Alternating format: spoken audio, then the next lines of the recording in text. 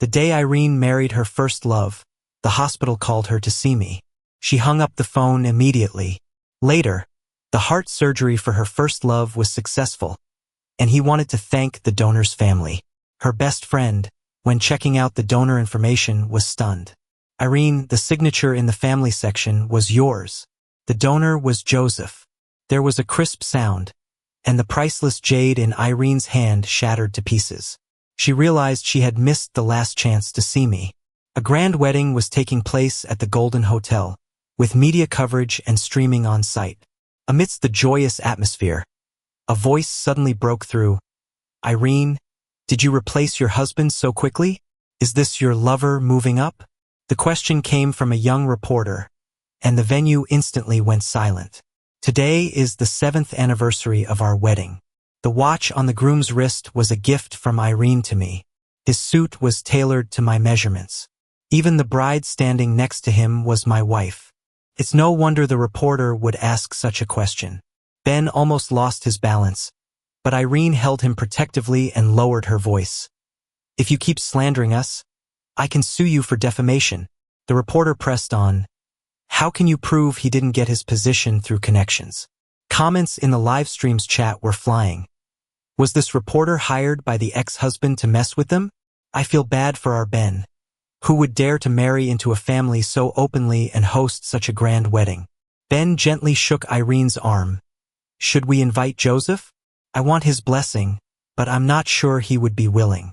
Since Ben came into the position with someone else's child, the wedding was indeed rushed. They hadn't even had the time to finalize our divorce.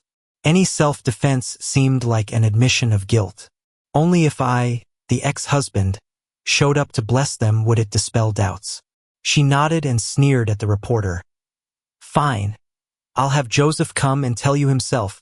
Irene pulled out her phone and removed my number from the blocked list. The phone rang and rang, unanswered. She angrily sent me several messages. Did you send the reporter? I told you it's just a ceremony. Ben has a child with him, you need to come and explain. Hurry up. The guests are waiting. Stop playing dead. But I wasn't pretending. Half an hour ago, the doctor pronounced me dead. I lay on a cold bed, tubes connected to me.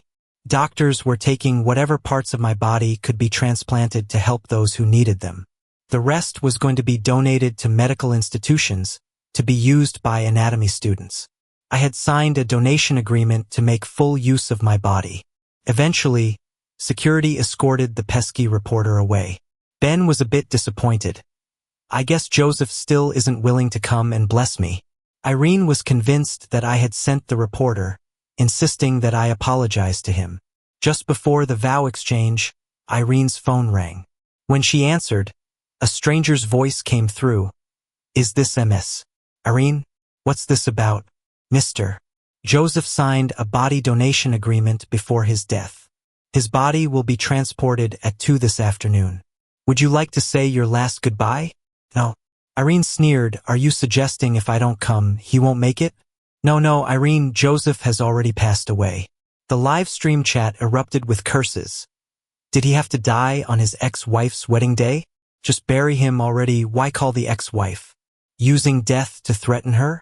Crying, shouting, hanging yourself? The ex-husband's ghost won't go away. Such bad luck? Just stay dead. If he's dead, fine. Tell him to stop bothering me. Irene hung up. Ben walked over. Honey, was that Joseph? Is he coming? Should we wait for him? He was always gentle and considerate around Irene, never competing for affection. She gently patted Ben's waist and mocked. See, I knew he wouldn't be peaceful today, even fabricating an excuse like death. Ben's phone rang too. After he answered, he appeared guilty and teary. Joseph must be angry with me. Wait, was your call from him too? Did he bully you? He clutched his chest as if having difficulty breathing. Suddenly, my chest feels tight. It hurts. Irene's face turned pale, and she immediately helped him run to the hospital, leaving the guests in confusion. The live stream's comments and chat continued furiously. The ex-husband isn't dead. New groom's getting a heart attack from him scolding. Ben had a heart condition and was on the waiting list for a heart donation. The doctor informed them one was available today, and a transplant could be done. Irene decisively signed the papers.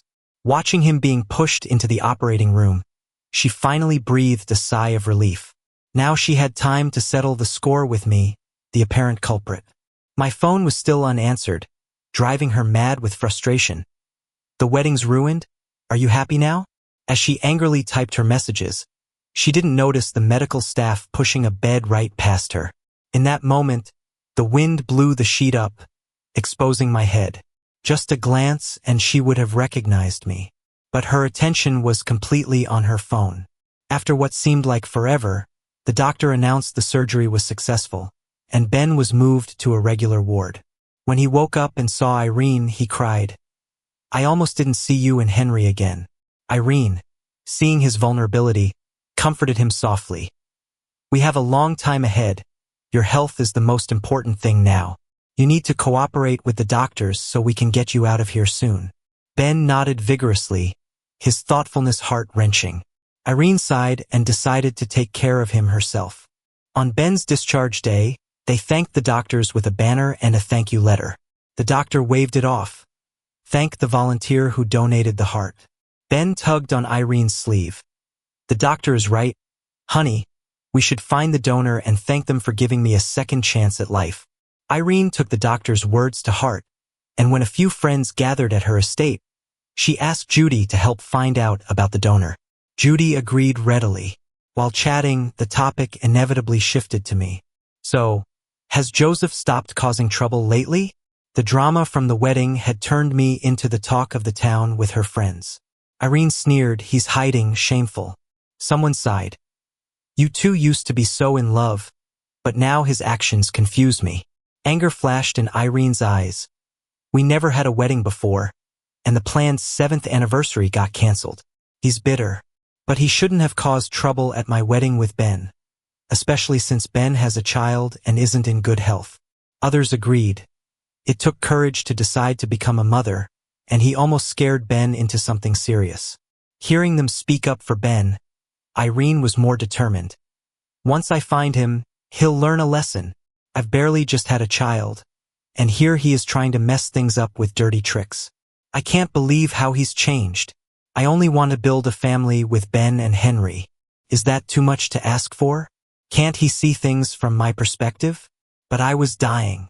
I told her, but she didn't believe it. She believed Ben but not me. The day I learned my leukemia had relapsed, I encountered Ben at the hospital. Without Irene beside him, he dropped his gentle demeanor and, with an innocent face, loudly asked, "Joseph, are you here for treatment? Don't tell me your illness came back. From what I know, Irene hasn't been intimate with you for a while, right? Anyway, for the past 2 years, it's been me who's been sharing her bed." His eyes glinted with smugness. "The last time Irene and I were together was over 2 months back. I had just returned to the country. We spent the night at her parents' place after attending a family dinner. That night was perfect, like newlyweds, wrapped up in each other's arms. Not long after, I started having persistent fevers." Ben eyed the diagnosis paper in my hand, his expression shifting before finally leaning in close to challenge. "Want to bet if it came down to me or a baby, who she'd choose?" "What's the matter, scared to bet?" "Joseph, what do you have besides the empty title of Irene's ex-husband? Trust, understanding, love? None of that. Why not just step aside for someone more deserving?" Ben backed off to look like the good guy and staged a scene where he pretended to find his mom. He disappeared without a word, blocked everyone's messages, leaving just this: "I'm not worthy of her. Don't try to find me." At first, Irene didn't think much of it, just hugged me tight and apologized. Then she got busy planning our 7th anniversary. It was like old times before Ben came along. She was so gentle, so caring.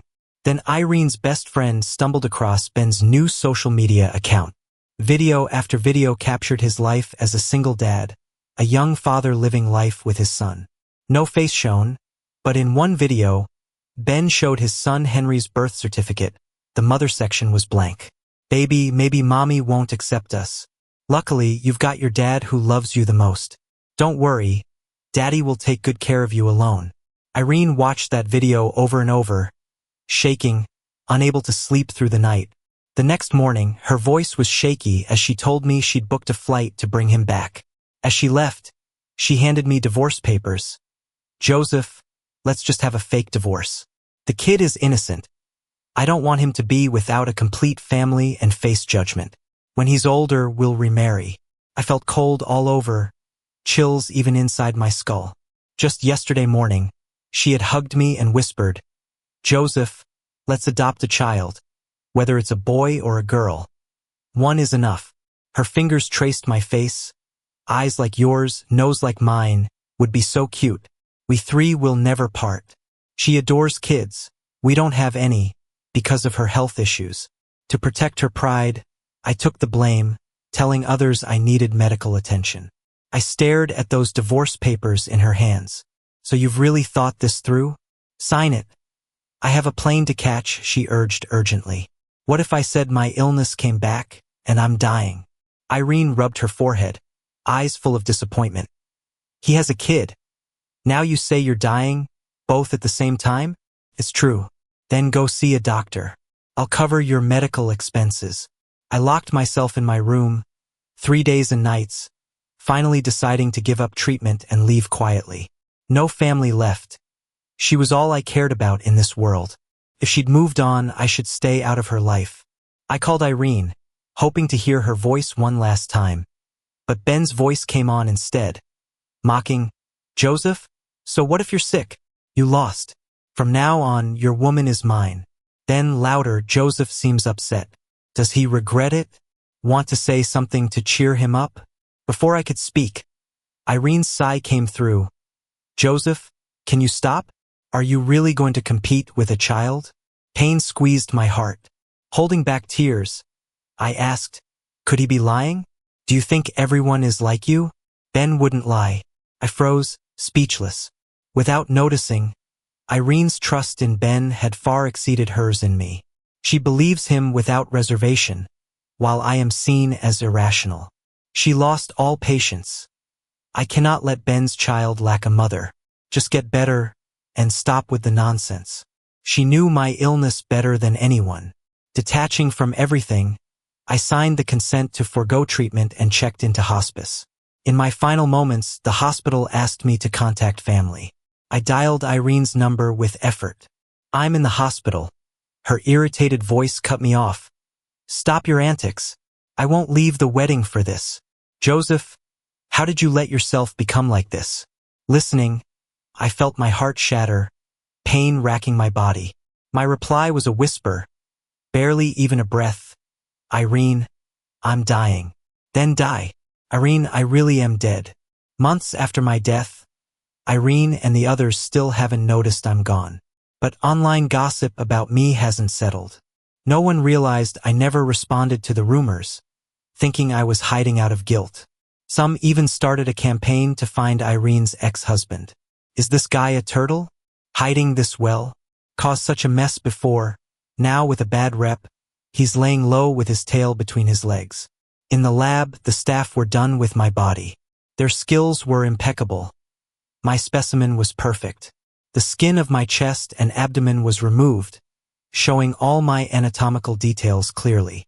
Soon to be displayed at the city's Museum of Life Mysteries. Irene was out dining with friends when one wanted to see the jade she recently bought. It was a peace amulet, intended for Ben, to keep him safe. Imperial green must have cost a fortune. Huh? Irene nodded, bidding with a few people at the auction. Yeah, it was a bit pricey. Judy asked, didn't you get an emperor green bead chain the other day? Where's that? That one's a real investment.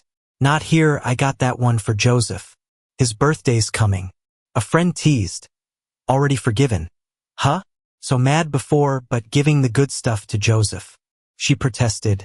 Well, he's my husband. If he comes out and apologizes, I'll maybe give it to him. Judy's phone rang. The heart donors found? Okay, send it over. Hanging up, she opened a file, her face growing serious. Irene, the donor contact info. Irene played with the amulet, not even glancing. What? Send me the details.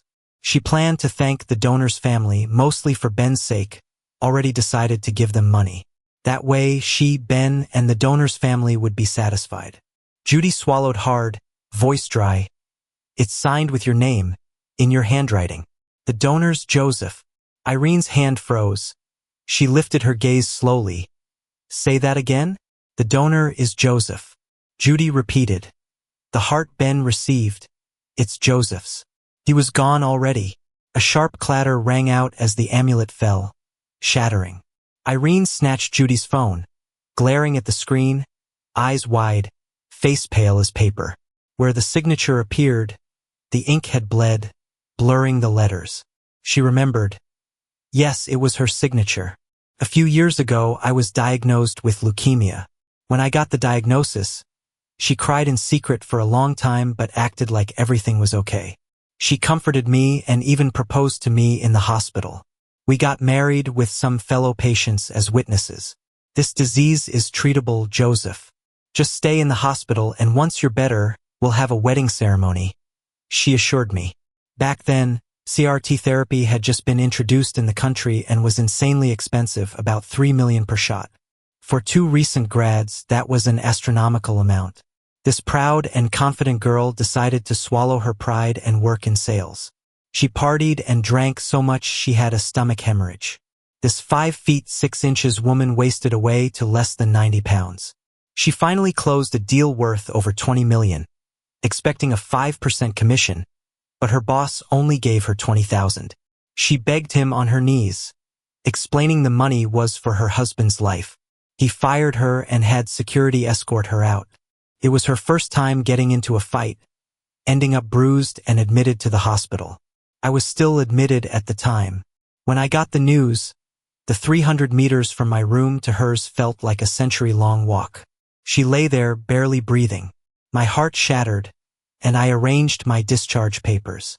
In the hospital corridor, I came across people talking about organ donation, and I asked for an application form. When she woke up, I casually handed her the form. I applied for organ donation, to contribute a little to society later on.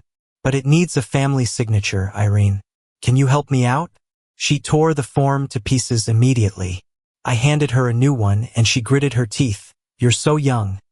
Organ donation is something for at least 50 years later. Plus, we're married. Remember our vows? We'd live and die together. I held her hand and said, I don't want to, but if this is my fate, I want to give back somehow, help others who might need it. When I can't go on, maybe someone will use my heart to feel life, my cornea to see the colors of the world. They'll live for me in a way. Eventually, she agreed. But while signing, her tears soaked the paper. She then applied for her donation form too. Even if I end up as a cadaver teacher, I want to be right next to you. Not long after, her client discovered her situation and pulled back the deal, insisting only she'd handle it. We started our own company, and the client's advance finally allowed me to get that life-saving shot. The business flourished, raking in several sets of $3 million. But that woman who sacrificed her pride and loved me fiercely, she changed. Irene, you didn't know about Joseph?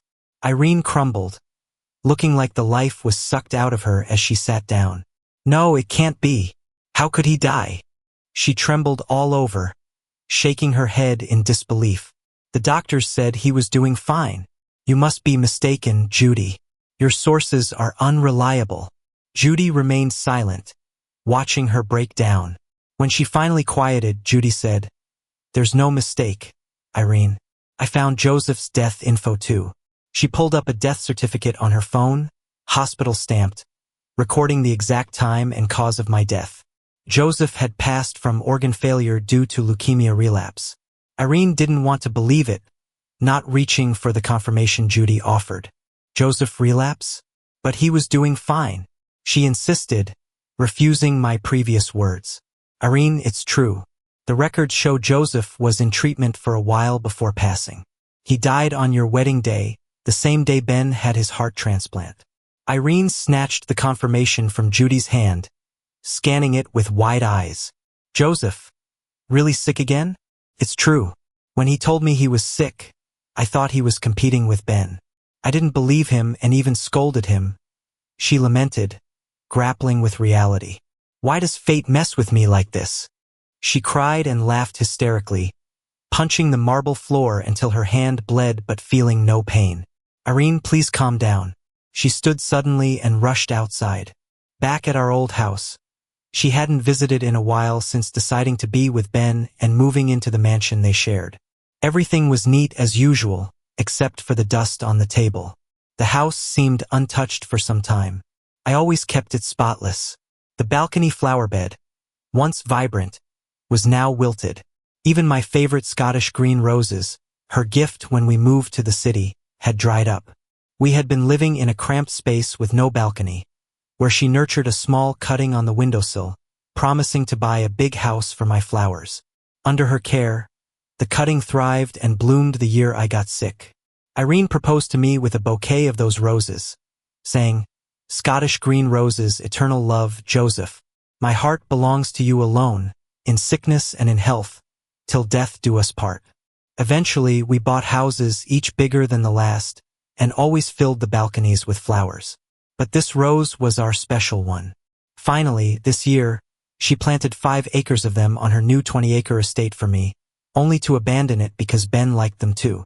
Staring at the dead plants, Irene seemed lost in thought. "Irene, there's a medical record here." Gripping the file tightly, her face turned pale, hands trembling, as she pulled out test results and reports. A diagnosis sheet fell.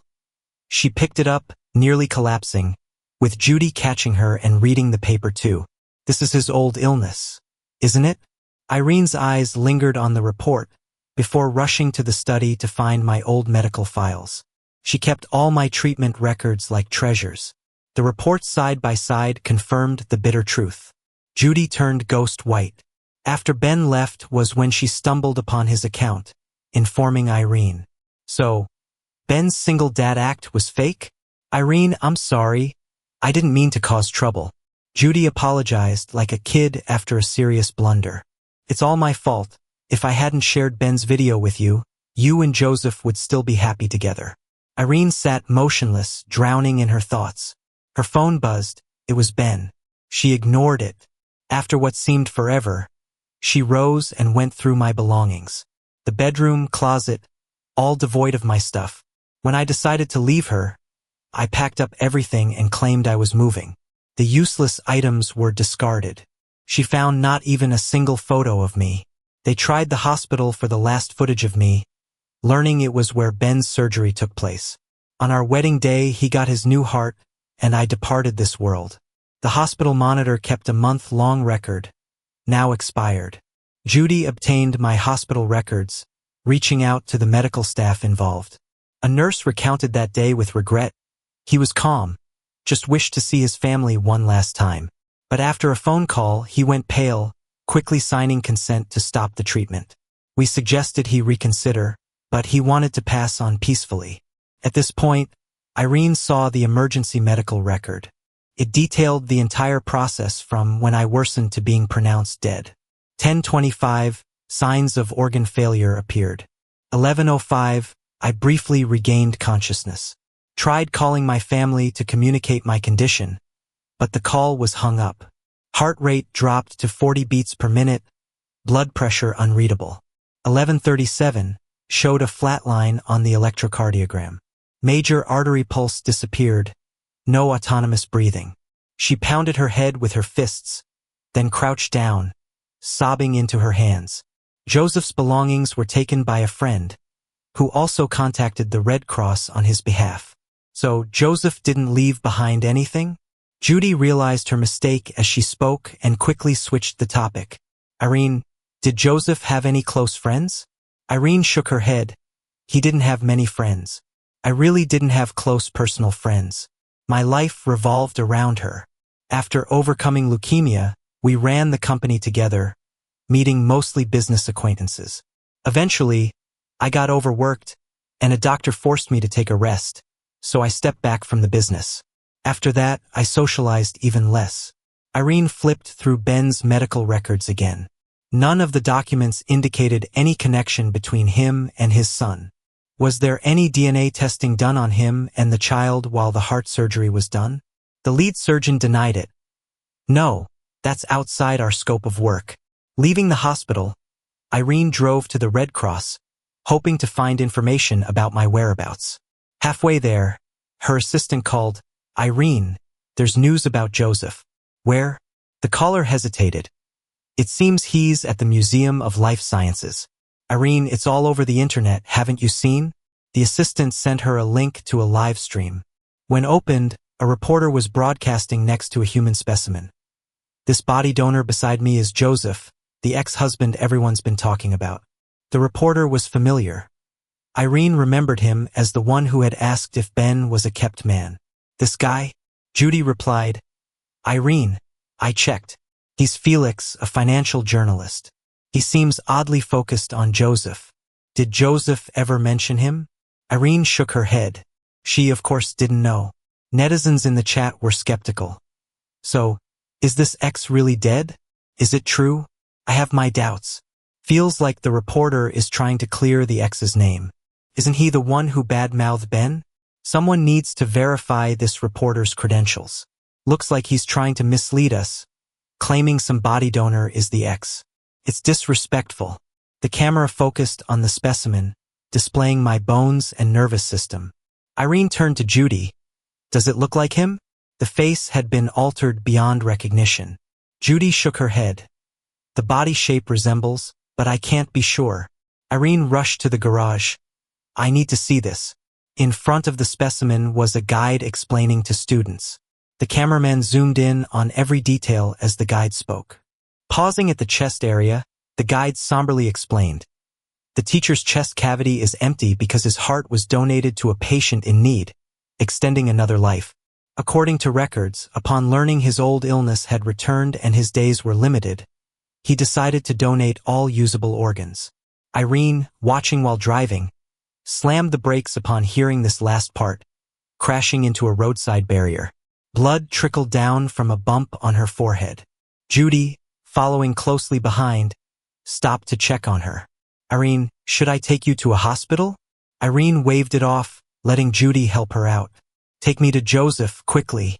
Judy instructed the driver to speed toward the museum. Irene's phone rang, but she ignored it. It rang again. She glanced at the screen and declined coldly. Felix's stream continued. The camera showed the chest of the specimen. "Sorry, the chest is empty." As per his wishes, the heart and lungs were transplanted to those who needed them. Irene stood silent, staring at the vacant area, turning paler by the second. The guide gave a final summary. He was a caring individual. His organs aided 13 patients. In life, he supported poor students and critically ill patients. In death, he donated all his assets and even himself for the public good. The chat raced with comments. "This can't be the ex. Could he be this altruistic? He was selfish, no way he donated anything." The camera paused on a nearby note. My signature was clear. "The world is too beautiful. 20+ years haven't been enough for me. To my dear medical students, good luck. I hope you'll cure the incurable in the future, sparing others from suffering. Joseph." I wrote this 7 years ago. She loved me then, and I was fond of this world. So he was actually that guy? Did they use us? Stay calm. Maybe it's just someone with the same name. Yeah, tons of people share names. Skeptical thoughts lingered. Irene, how did Joseph find channels to donate to poor students? I'd like to do the same. Irene shook her head. I don't know. He never told me. After the company became profitable, I donated yearly to sick children and supported several impoverished students. Felix was in the first batch I helped. Irene stayed busy with company affairs. I never mentioned such small donations, not wanting to distract her.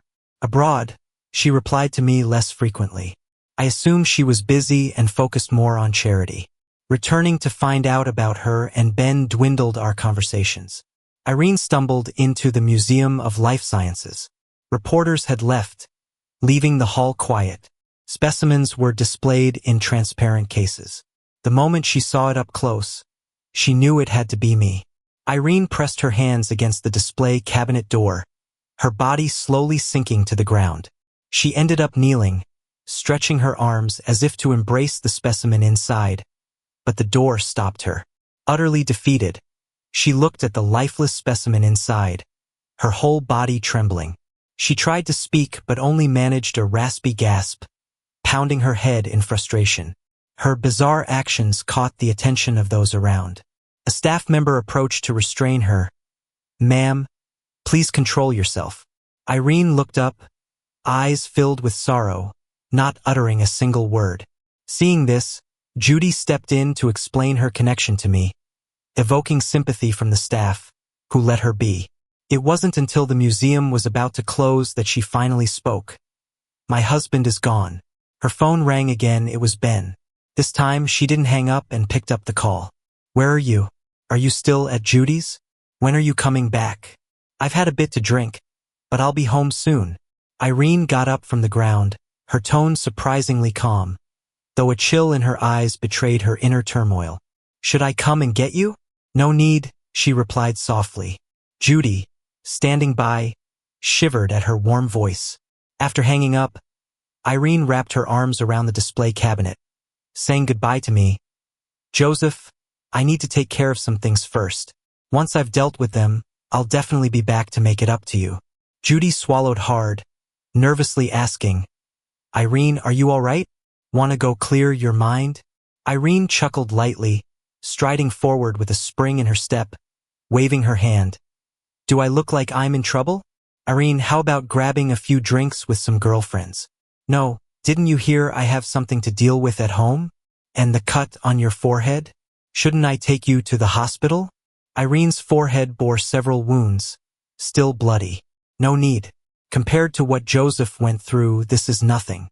When Irene entered the door, Ben rushed over. Seeing the scars on her face, he paled and cried out, "What happened to you?" "Nothing, just took a fall."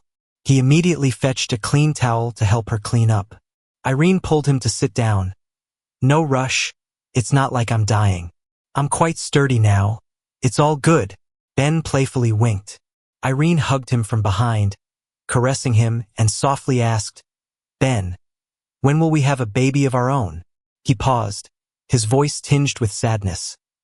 "I'd love that, but our luck's always been just a tad short. It's my fault. If only I were stronger. Joseph's ignoring me shouldn't have upset me, making your wedding unpleasant. Even now, he's still slandering me."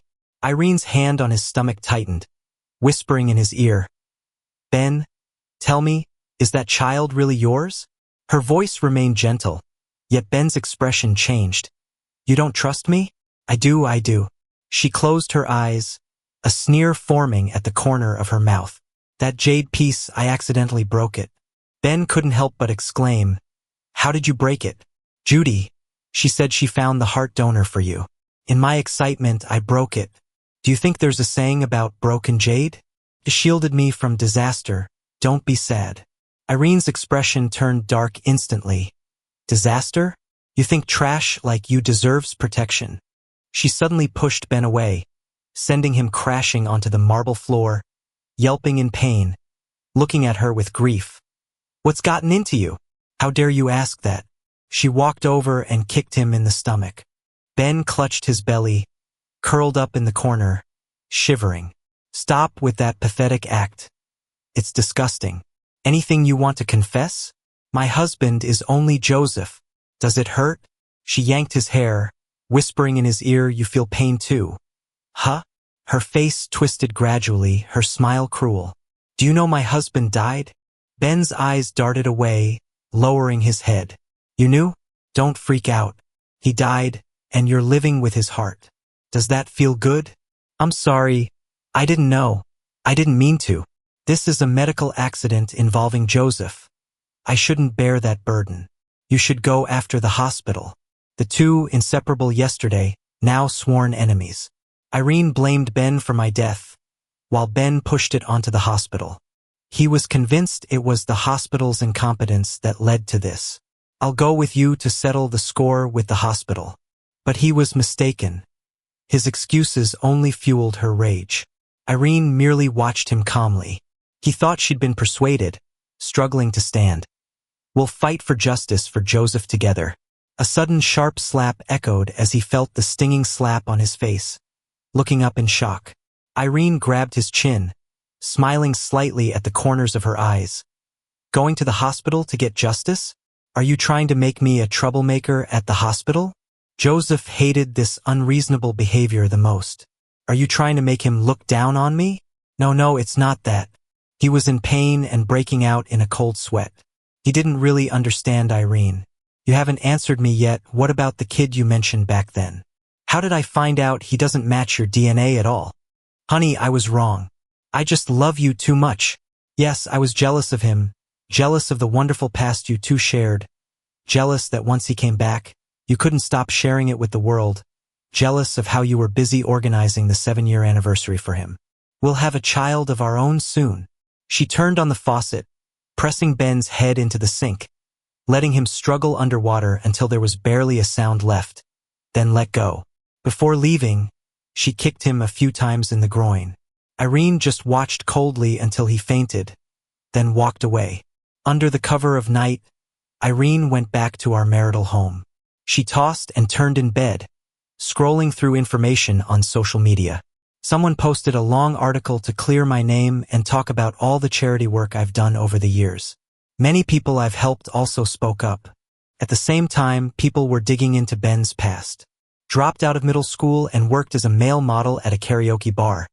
Then at 18, moved with a sugar mama to a big city, only to get beaten up by her husband in public.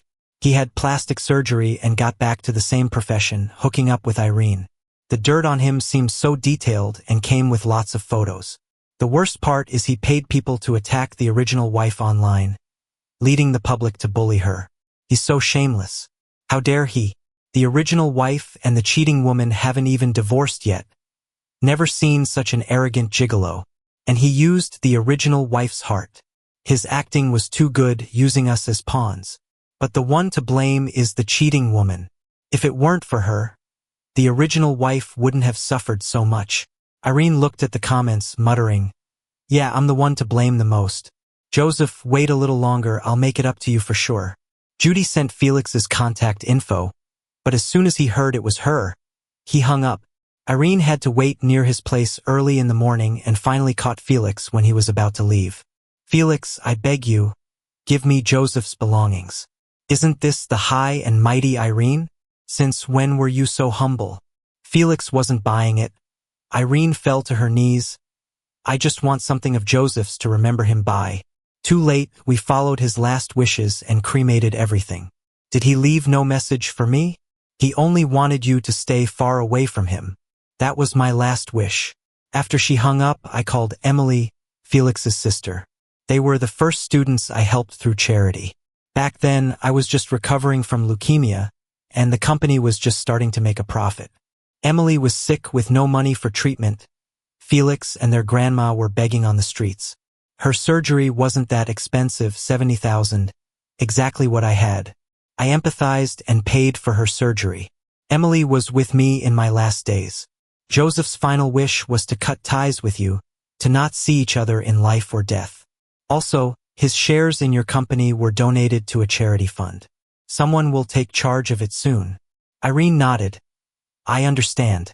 If it's his wish, I'll fulfill it all. Irene donated the company shares to charity. After making that decision, she got arrested. She was caught at the Museum of Life Mysteries, kneeling before my specimen, holding an unsent jade bracelet. When the police came, she was calm, surrendering quietly. Ben was the one who reported her. When the housekeeper found him, he was barely alive. At the hospital, his ribs were shattered, and his spine was broken. He'd be bedridden for life. When Irene heard about his condition, she paused, then laughed until she cried. He must live well, after all, he's using Joseph's heart. Before leaving, she pleaded with the police and staff, wanting to touch me one last time. I wanted to put this jade bracelet on him. Denied. She was sentenced to 5 years for intentional harm. In prison, she tried to kill herself and left a will to donate her body. But she was saved. Later, she wasn't quite right and often muttered to herself about Joseph. After her release, she finally succeeded in ending her life. Fearing she'd be found too late, she hanged herself at the hospital, leaving a note. But still, it was too late. When found hours later, her organs couldn't be used.